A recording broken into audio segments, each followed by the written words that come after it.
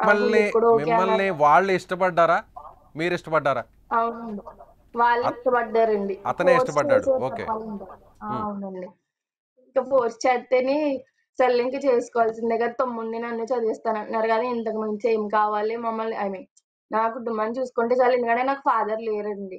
ఇంకా నా తల్లికి మా తమ్ముడికి నేనే సపోర్ట్‌గా ఉండాలి కదా! అని యాక్సెప్ట్ చేశానండి. సెప్టెంబర్ 16 పెళ్లనుకుంటే ఈళ్ళు ఆగస్ట్ 26 నా బర్త్‌డే రోజున వచ్చారండి. ఆ రోజు కాలేజ్‌కి కూడా ఎళ్ళాను. సమ్ ప్రాజెక్ట్ వర్క్ ఉంటే ఇంక ఈళ్ళు ఆఫ్టర్‌నూన్ వచ్చారని అమ్మ కాల్ చేస్తే సరే అని చెప్పి ఇంటికెళ్ళానండి. ఇంకా అలా ఈవినింగ్ వరకు ఉండిపోయారు. ప్రధానం బందేస్తానన్నారు కదా! అని ఒప్పుకున్నానండి. ప్రధానం బందితే ఈళ్ళేం చేశారంటే, అది కూడా మా ఇంట్లో నా బెడ్‌రూమ్‌లో అండి. బెడ్‌రూమ్‌లోనే ప్రధానం పొందని చెప్పి మెడలో తాళి కూడా వాళ్ళ సాంప్రదాయం అని చెప్పి ప్రధానం పొందుతో పాటు తాళి కూడా కట్టేశారండి. మా అమ్మగారొచ్చి అడిగితే, "ఏంటండి, ఏంటండి ఇదని" అడిగితేని, ఇంకెలాగో మీరు చేసుకుంటానంటున్నారు కదండీ! సాంప్రదాయబద్ధంగా సెప్టెంబర్ 16 చేసుకోండి. మేమైతే ఇప్పుడు చేసేసుకున్నాం కదా! ఇంక మా అమ్మాయి అనిపించుకున్నట్టు మాలో పెళ్లి కూడా అయినట్టు అని చెప్పేసి, వాళ్ళ చర్చ్‌లో ఇప్పుడు ఎలా మంత్రాలు నార్మల్‌గా ప్రేయర్ ఎలా చేస్తారో అలా ప్రేయర్ చేసేసుకొని, ఇంట్లోనే ప్రేయర్ చేసుకొని పెళ్లయితే చేసేసారండి. ఆ తర్వాతేంటి సెప్టెంబర్ 2 నన్ను పెళ్లి కూతురిని చేయడం, బోనం వేసుకోవడం ఇవన్నీ జరిగినాయండి. అయితే వాళ్ళ ఫస్ట్ వైఫ్ ఎవరైతే ఉందో ఆవిడ పేరు నాకు సరిగ్గా తెలీదండి. ఆవిడ ఫస్ట్ వైఫ్ అమ్మకి కాల్ చేసి, "డివోర్స్ అవ్వకుండా ఎలా పెళ్లి చేసేస్తారు మీరు? అంటే ఇదంతా ఇప్పుడు తెలిసిందంటే ఆవిడకి అతనికి ఫస్ట్ పెళ్లయిందని నాకు ఆగస్ట్ 26 పెళ్లయితే ఆగస్ట్ 28న తెలిసిందండి పెళ్లయిందని చెప్పి.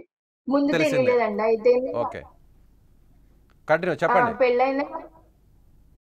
పెళ్లయిందని తెలీదండి. పెళ్లయిందని తెలియకపోతే ఇంకా అన్నీ అయిపోయిన తర్వాత ఇంక చేసేదేం లేదు కదా!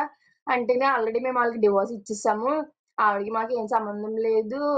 చాలా రకరకాలుగా చెప్పారండి. ఏంటి పెళ్లి స్టేజ్ మించే పెళ్లి కూతురెళ్ళిపోయింది. ప్రేమించినోడి కోసమని ఒకరు చెప్పారండి వాళ్ళ చర్చ్‌లో వాళ్ళే. మళ్ళీ ఇంకొకళ్ళేంటంటే పెళ్లి జరిగిన సంవత్సరానికెళ్ళిపోయింది, 6 నెలలకెళ్ళిపోయిందని ఇంకొకళ్ళు చెప్పారండి. ఆవిడ మంచిది కాదని ఇల్లు వదిలేసుకున్నారని ఇంకొకళ్ళు చెప్పారండి. ఇంకా అయన్నీ ఫేక్ అని వదిలేసామండి. ఇంకో 6 మంత్స్‌లో డివోర్స్‌కి ఆల్రెడీ అప్లై చేశామమ్మా. డివోర్స్ కూడా వచ్చేద్ది. 6 మంత్స్ అని కూడా చెప్పలేదండి. ఇంకా ముందే డివోర్స్ పేపర్‌లు కూడా ఉన్నాయి. రెడీగా ఉన్నాయంటే, సర్లే ఇంక డివోర్స్ అయిపోయింది కదా! ఇంక చేసేదేముంది పెళ్లయిపోయింది కదా! అని చెప్పి మా అమ్మ కూడా యాక్సెప్ట్ చేసిందండి.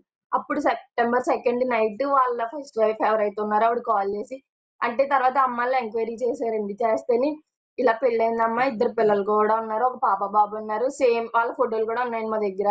వాళ్ళేంటంటే భయపడి ముందుకు రావట్లేదండి.